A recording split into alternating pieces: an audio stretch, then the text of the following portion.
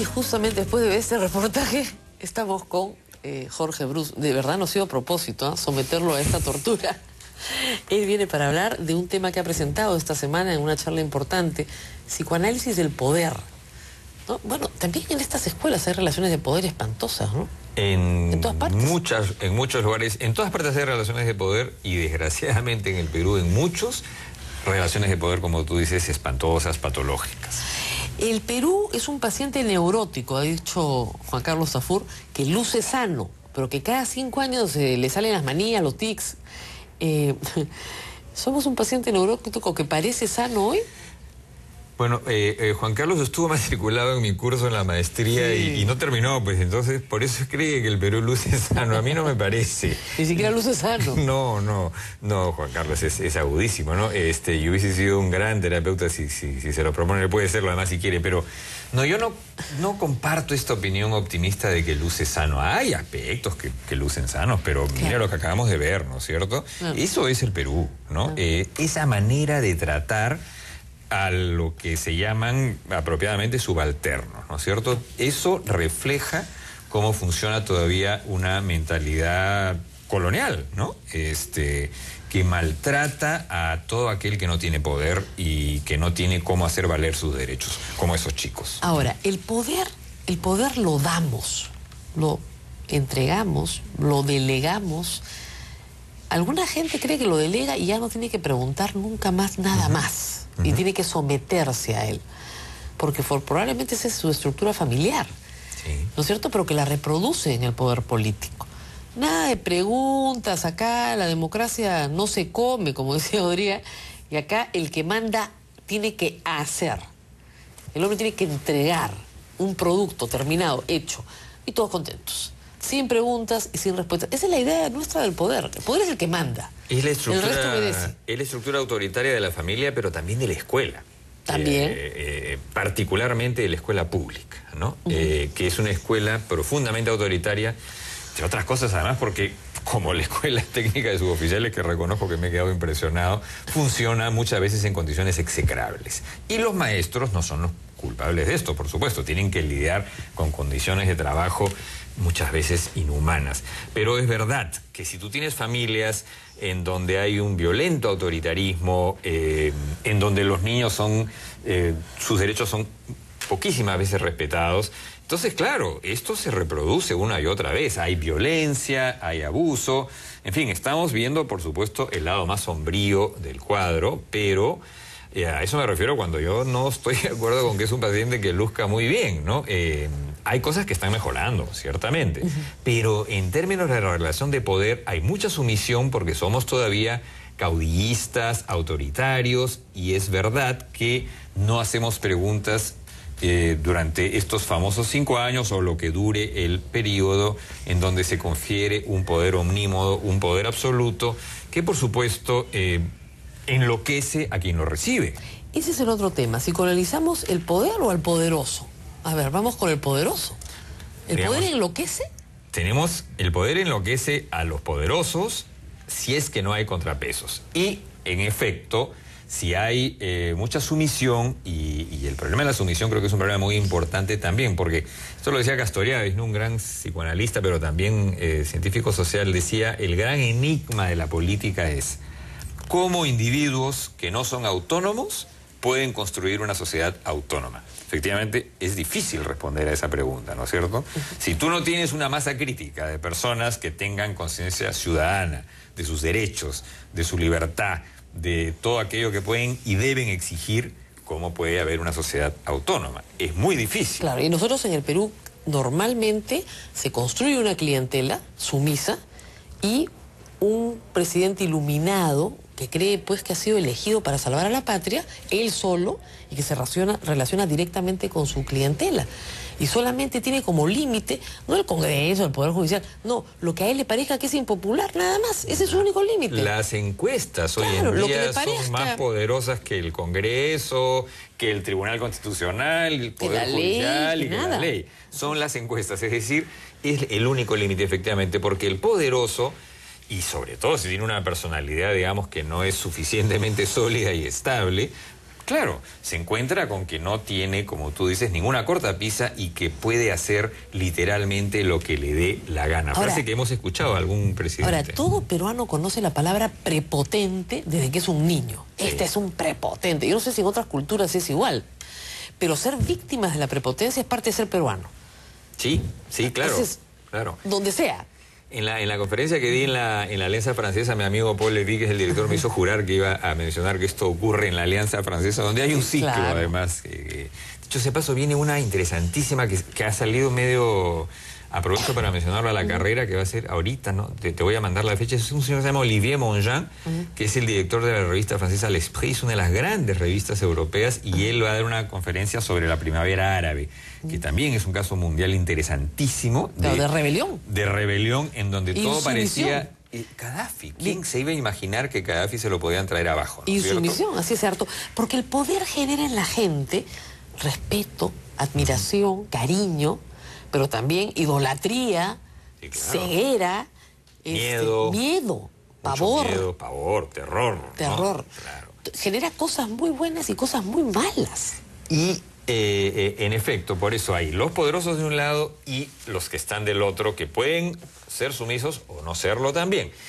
Lamentablemente, como el Perú tiene una democracia todavía, digamos, en construcción, lo que tenemos son revueltas, digamos, que son estallidos, ¿no? Que son momentos de convulsión.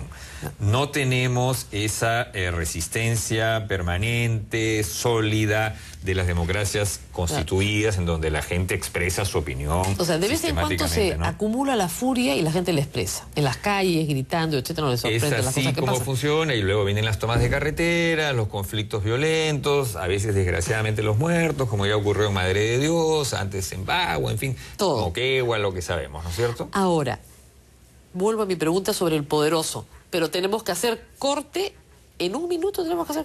Ahorita, vamos al corte y regresamos un minuto después con más preguntas. El todopoderoso.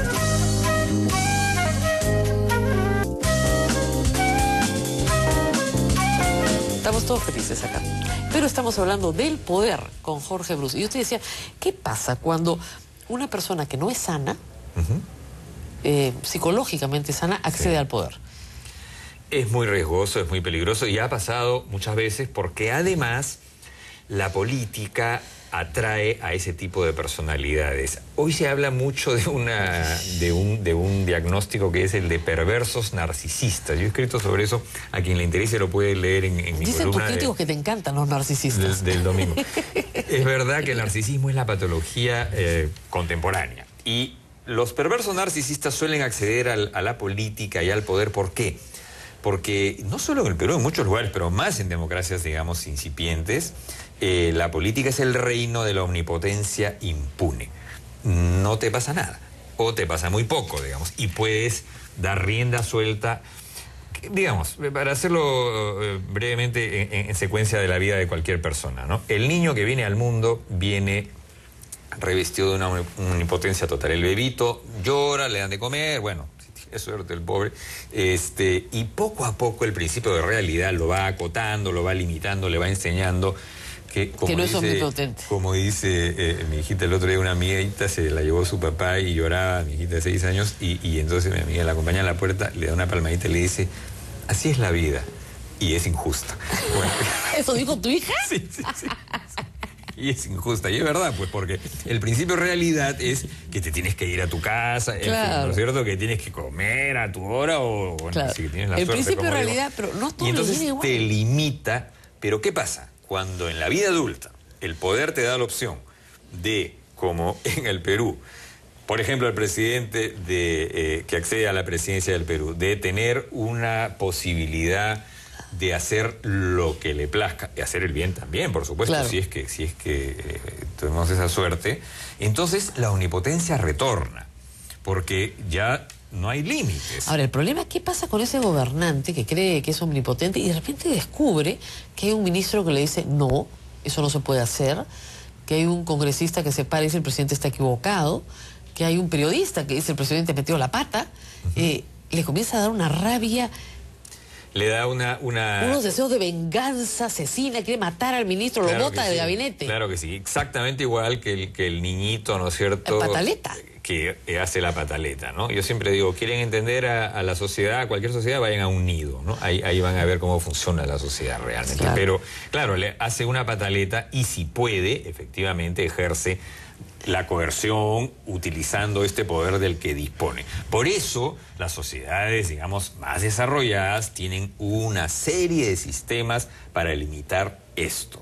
Y en las sociedades más desarrolladas de todas, ni siquiera se sabe quién gobierna precisamente por eso, porque no importa. Así es. Da lo mismo, ¿no es cierto? Ahora, fíjate tú, Susana Villarán trató en esta gestión de despersonalizar el poder, de ella no aparecer, sino que sea la municipalidad como institución la que hace las cosas.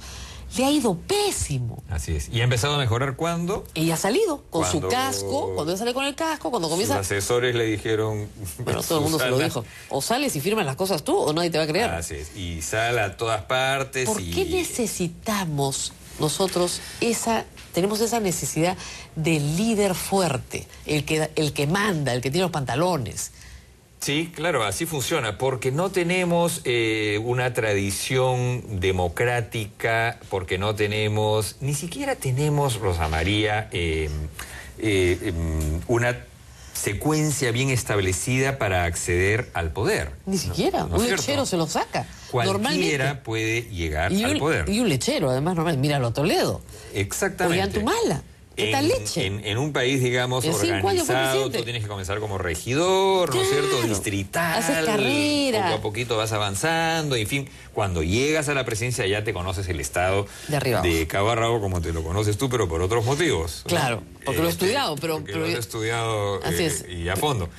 Yo siempre la fastidié a Rosa María, hemos trabajado juntos, que ya se sabe todas las siglas del Estado. Ya no.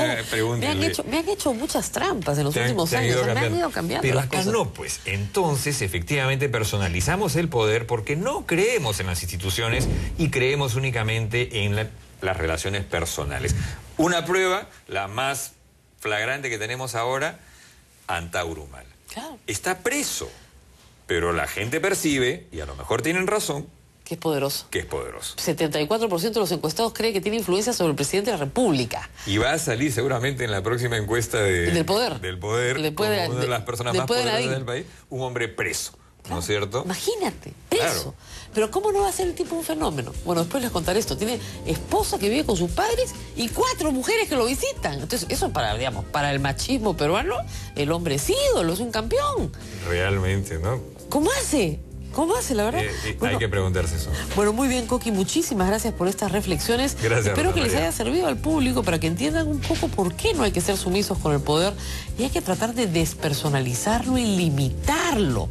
Pero despersonalizar el Perú, o sea, el poder en el Perú es un sueño muy lejano todavía. Sí, estamos todavía bien verdes para eso, pero hay que trazarse esas metas, porque de lo contrario seguiremos teniendo lo que tenemos y escuelas como esa que ha visto. Pesadillas esa noche. Nos tenemos que despedir, que tengan un buen fin de semana. Nos reencontramos el lunes aquí en Tribuna Abierta, pero si no vio el programa completo, a las 10 de la noche en ATV+. Estamos nuevamente con ustedes. Hasta el lunes.